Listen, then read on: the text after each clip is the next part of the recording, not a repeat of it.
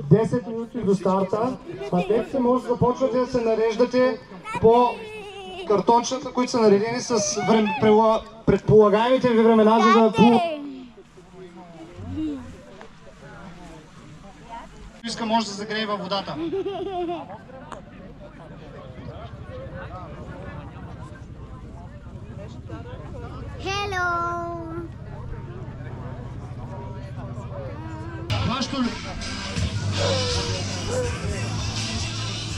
Стартът за плуване ще бъде на вълни. Добрата новина, т.е. предимство на такъв вид старт е, че няма да има или поне не е масов бой във водата, освен ако някой целенасочено ли го търси. Тоест вашето лично време започва да тече чак като минете през арката. Затова няма смисъл да се нареждате по-напред, отколкото е вашето ниво на плуване. По този начин само ще минават по-бързите пловци през вас и ще чувствате некомфорт. Най-добре да се подредите до хора и щафета, излизате на пясъка. След това турбото заминават колелетата, лечен обикалят жълтия буй, който е на сушата. Излизате през арката, обратен завой и втора обиколка във водата.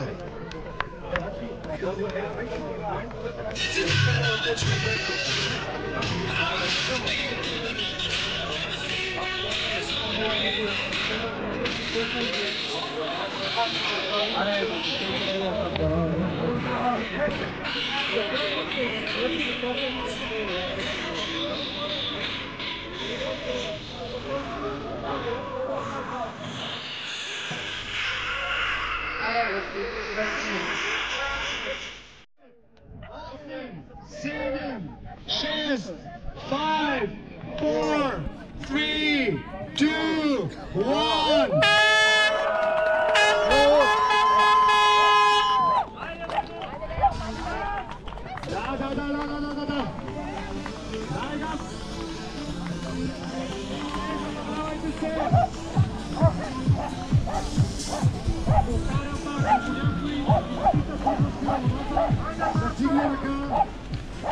Ще му се притичай на помощ. Има тронове в водата.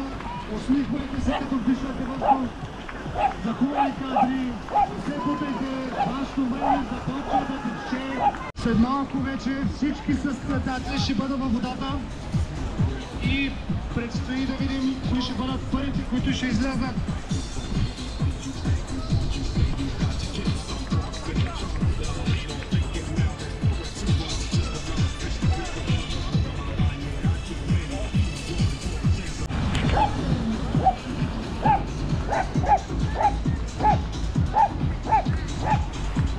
Отново, три турбо влизат в пясъка и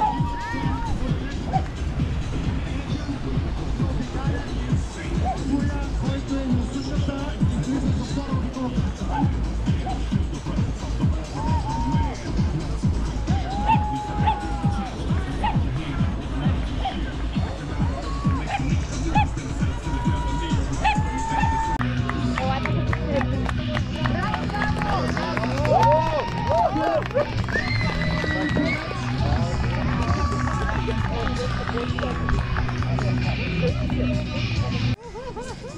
Ще видим дали той ще направи обиколка или ще продължи към колелата.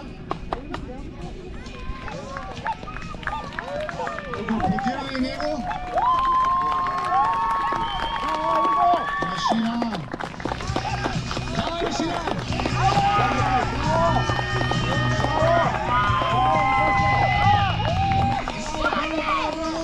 Така че да бъде първо 750 буи и ще вляза за втора обиколка. Още 950 метра.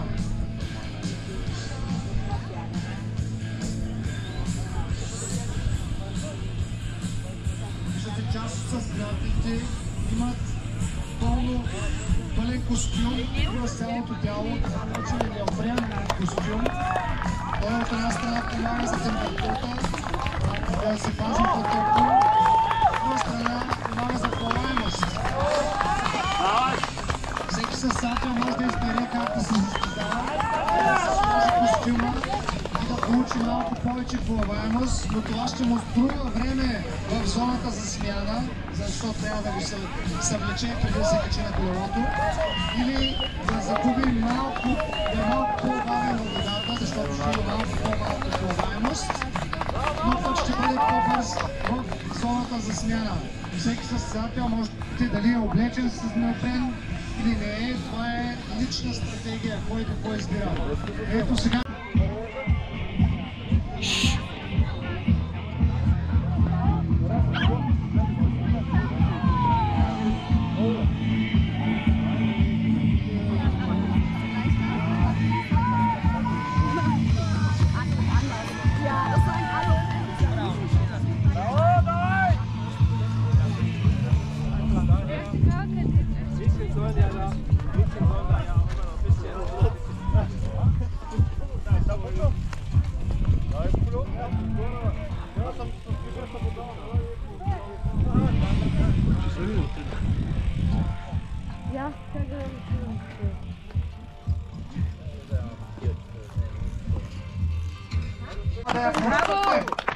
Първата ни жена. Както е вълка?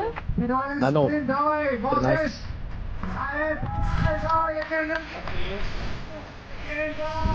Браво! Браво, браво, браво!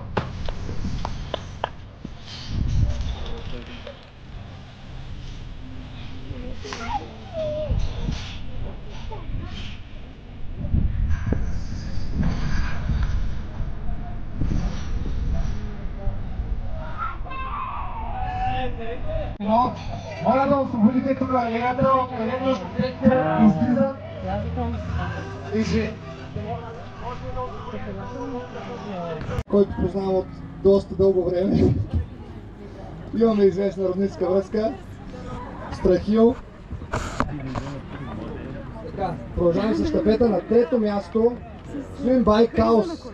Ивайло Цонев плуване, Давид Стойков колезене и Емо Йотов бягане.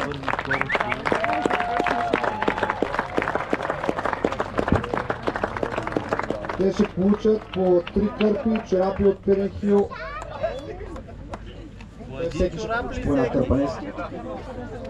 Всеки по 3 кърпи. Така, на второ място имаме тракийските лъвове. Александър Александров плуване, Андрей с колездене и Ивайло с бягане 4 часа и 57. Получават кърпи от нашите приятели от Зора, черапи от Пиренхил. Браво, момчета! Поздравления! И на първо място... Да, вече искам. Добре. Те също получават тия малките плакети, си остават за тях, няма нужда да ги връщат, те остават за спомен. Поздравления, момчета! Третия някъде е останал по трасето или продължил да обикаля. Не му е стигнало. Чакаме на финиширане. Ай, няма нужда на стълбичката да го чакаме.